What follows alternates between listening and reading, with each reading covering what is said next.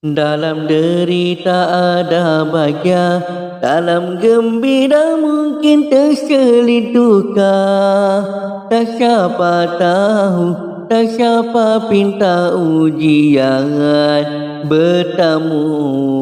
Bibir muda mengucap sabar, tapi hatilah yang remuk menderita. Insan memandang mempunyai berbagai tafsiran segala takdir. Terimalah dengan hati terbuka, walau tersisa ada hikmahnya. Harus ada rasa bersyukur di setiap kali ujian menjelma. Itu jelas yang membuktikan Allah mengasihimu setiap masa. Diuji tahap keimanan, sedangkan ramai terbiar dilalaikan.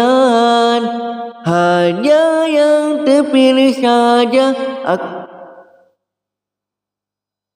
antara berjuta mendapat rahmatnya. Allah rindu mendengarkan rintihanmu berpanjangan. Bersyukurlah dan tabahlah menghadapi. Harus ada rasa bersyukur di setiap kali ujian menjelma. Itu jelas yang membuktikan Allah mengasihimu setiap masa.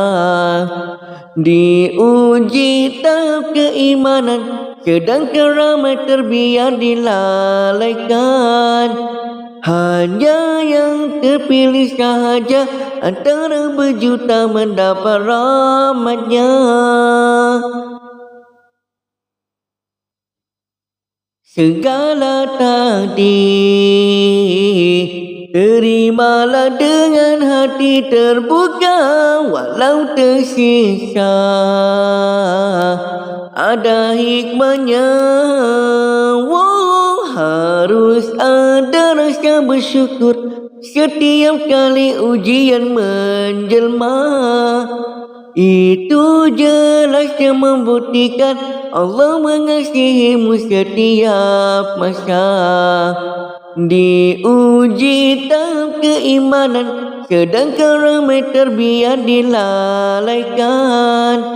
Hanya yang terpilih sahaja antara berjuta mendapat rahmatnya. Allah rindu mendengarkan rintihanmu berpanjangan. Bersyukurlah dan tabahlah menghadapi segala ujian diberi. Maka bersyukurlah selalu